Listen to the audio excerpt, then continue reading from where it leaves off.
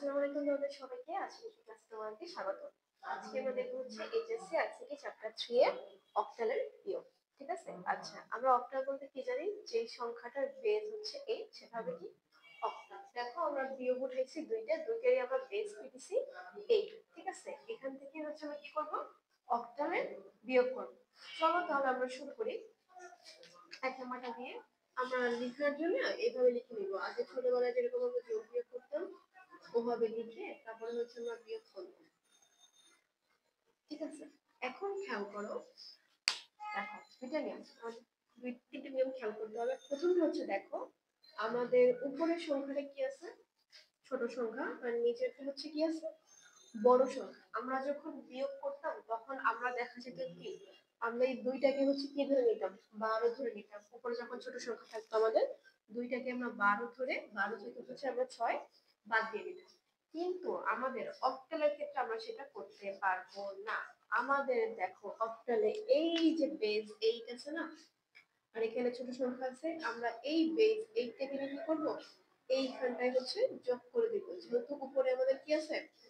ছোট সংখ্যাটা আছে আর নিচে আমাদের বড় সংখ্যা আছে।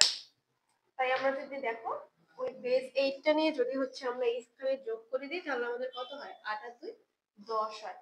তখন আমরা ইজিলি 10 থেকে 6 বাদ দিতে পারি। তখন সেক্ষেত্রে আমাদের থাকে হচ্ছে কত? 4, তাই না? দেখো আমরা যতবারই হচ্ছে এই বেস উপরে উঠে ছোট একটা সংখ্যার সাথে বেস থেকে যোগ করব ততবারই আমাদের তার বাম সাইডের সংখ্যাটার সাথে নিচের সংখ্যাটা থাকবে সেটার সাথে আমাদের 1 যোগ করতে হবে। ঠিক আছে? একটা 1 যোগ করে দিবা। তাহলে এখানে একটা 1 যদি আমরা যোগ করি 5 আর 1 এ কত হয়? 6 হয়।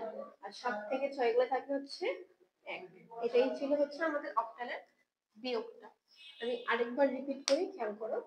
দেখো আমাদের উপরে আছে ছোট সংখ্যা, নিচে আছে বড় সংখ্যা। আমরা তো ছোট সংখ্যা থেকে বড় সংখ্যা বাদ দিতে পারবো না। তাই আমরা কি করছি? এই যে বেস 8 আছে এই 8 টাকে আমরা এই 2 এর সাথে যোগ করছি। 8 আর 2 যোগ করলে হচ্ছে আমাদের হয় কত? 10। তখন আমরা 10 থেকে দেখো ইজিলি হচ্ছে 6 বাদ দিতে পারি। 6 বাদ দিলে আমাদের থাকে কি? সেটা হচ্ছে 4। আমি কি বলছি? যতবার হচ্ছে আমরা বাদ দিয়ে যোগ করব বেস সংখ্যাটাকে ততবার হচ্ছে আমাদের বাম পাশের সংখ্যায় 1 আমরা যোগ করব। তাহলে এই যে 5 এর সাথে 1 যোগ করছি, 5 আর 1 যোগ করলে হচ্ছে আমাদের 6 হয়। 7 থেকে 6 গেলে থাকে হচ্ছে কত? 1। ঠিক আছে? এটাই ছিল হচ্ছে আমাদের অঙ্কের বিয়োগটা। এবার আরেকটা বিয়োগ আমরা দেখি, চলো সেটা হচ্ছে কি লেখা আছে।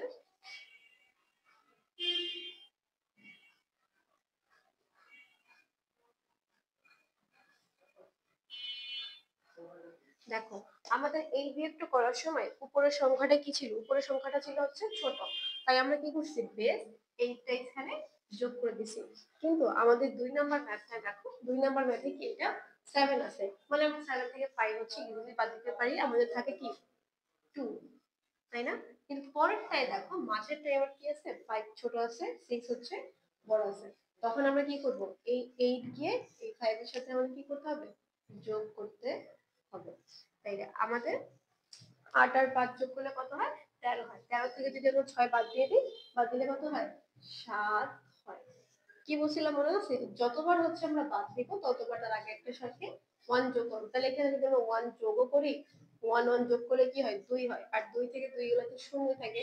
তো যেহেতু বাম পাশে আমরা শূন্য বসাই নেব, বাম পাশে শূন্য হচ্ছে দাম নাই। তাই আমাদের কি আসবে? বিয়োগফল 72। তাহলে যেটা হচ্ছে অ্যানসার আমরা লিখি, চলো।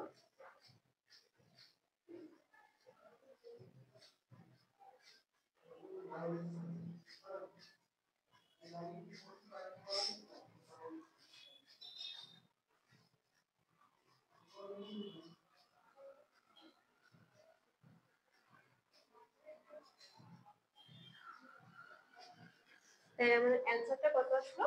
এইটা আসলো। ঠিক আছে, তাহলে তোমরা আরেকবার দেখে নাও। আমি আরেকবার হচ্ছে রিপিট করি।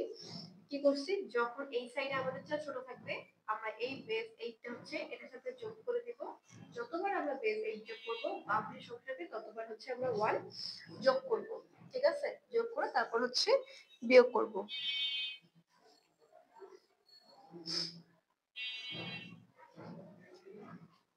তাহলে আজ এই পর্যন্তই। তোমরা অক্টালের বিয়োগগুলো বাসায় হচ্ছে প্র্যাকটিস করতে হবে, যে কোনো উপরে ছোট সংখ্যা বা উপরে বড় সংখ্যা দিয়ে, তাহলে আস্তে আস্তে তুমি অক্টালের বিয়োগগুলো হচ্ছে পারবা। তাহলে আজ এই পর্যন্ত। আল্লাহ হাফেজ।